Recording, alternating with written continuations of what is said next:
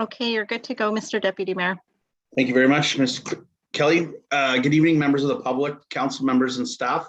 Welcome to the October 4th Committee of Adjustment meeting. Can I have someone call the meeting to order?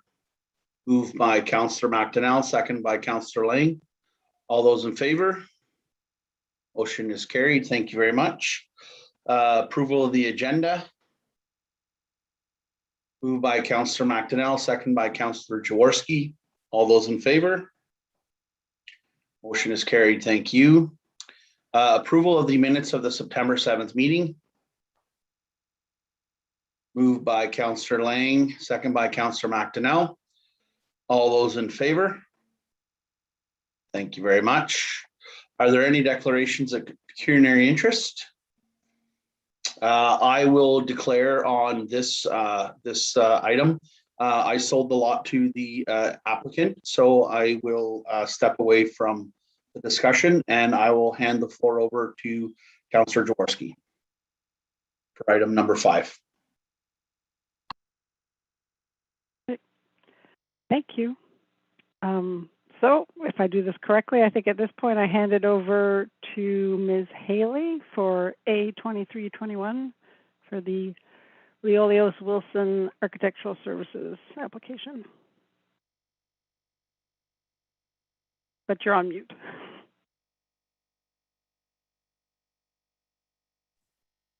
Thank you very much. I'm just going to share my screen for the presentation.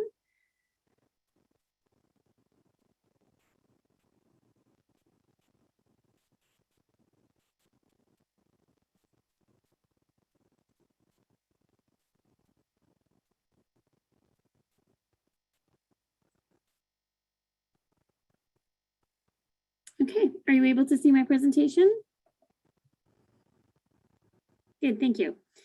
So welcome for everyone who's attending the meeting this evening. For members of the public that are participating by Zoom or by phone, you will be permitted to speak to the respective application following my presentation.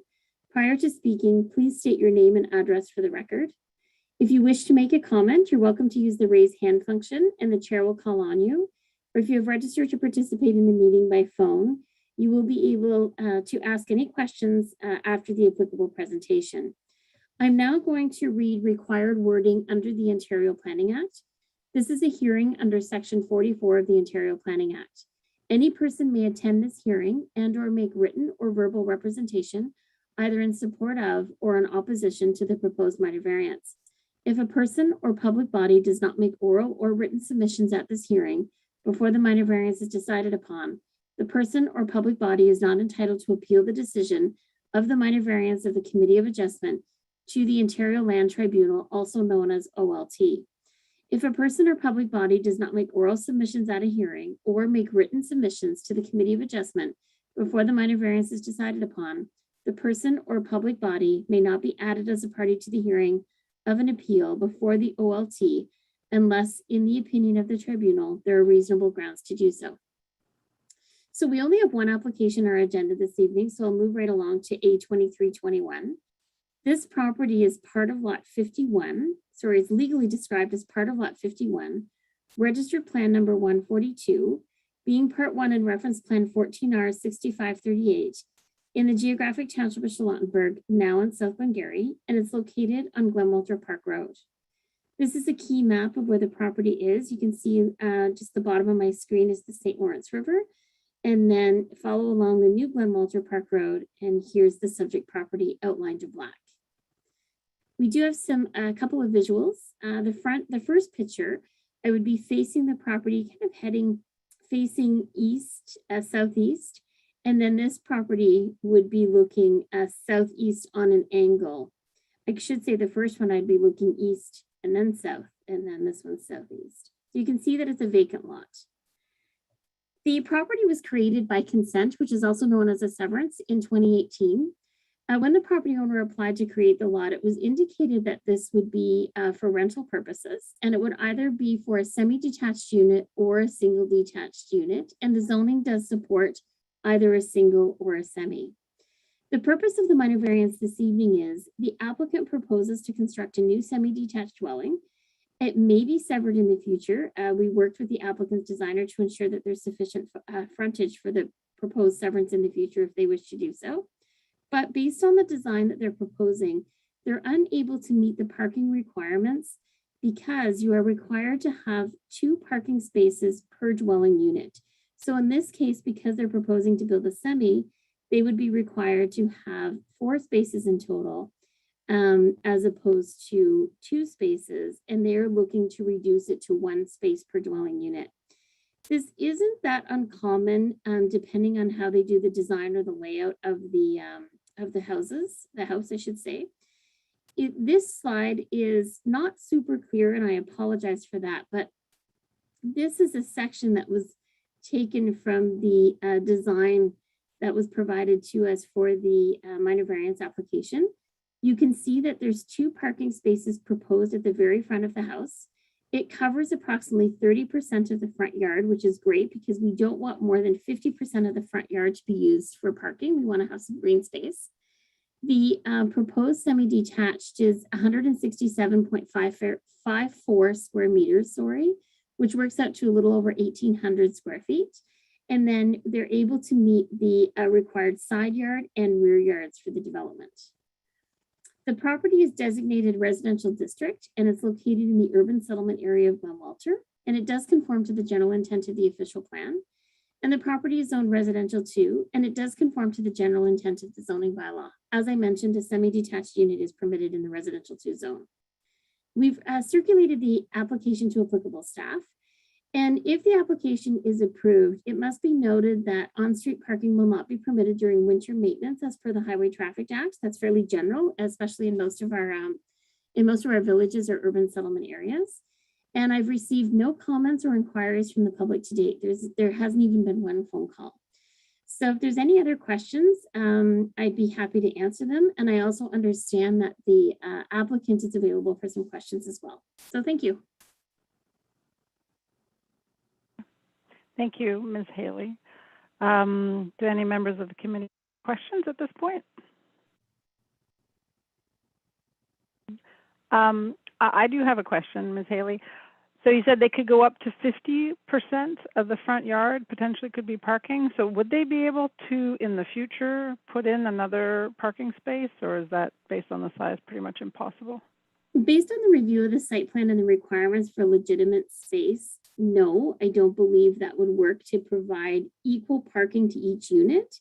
However, it may be possible to squeeze another car in. It just wouldn't be a legitimate parking space that would be able to be utilized for the building permit review. So it wouldn't surprise me if they could, maybe get 2 smaller vehicles depending on how the landscaping's done, but we can't rely on that or guarantee that. Thank you.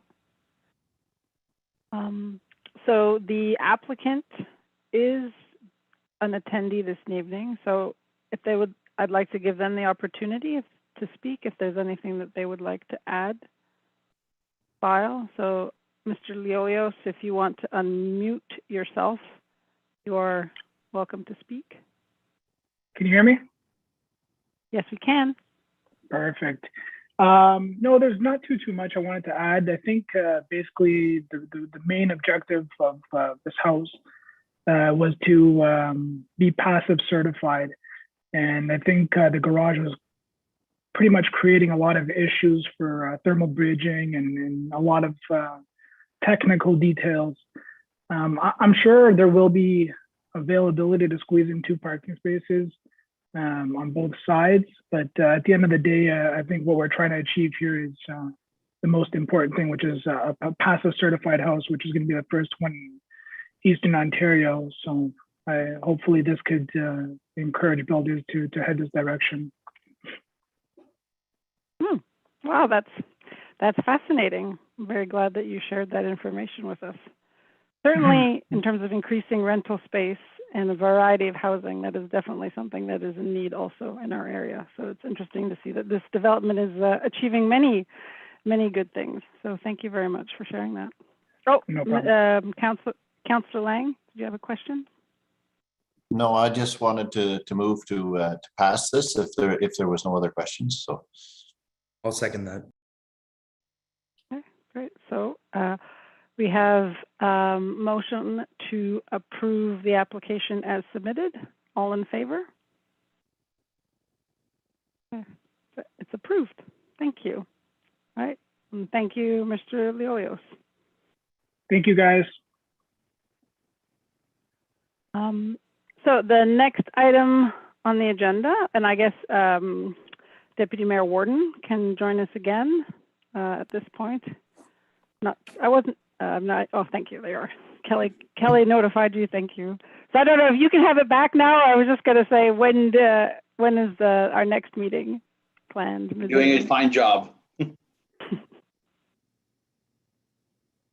Our next meeting, item number 6, Ms. Haley. Yes, thank you. So we will not be having a meeting at our next regular scheduled meeting, which would be October 18th. However, I do anticipate having 2 applications for our November 1st meeting. And if anything changes, I'll let the committee know, but I suspect we'll be moving forward with 2. Awesome, thank you. Moved by to adjourn. Moved by Councillor McDonnell, second by Councillor Lang. All those in favor? Motion is carried. Thank you all. Have yourself a great evening, and we'll see you in the regular council meeting in about 20 minutes.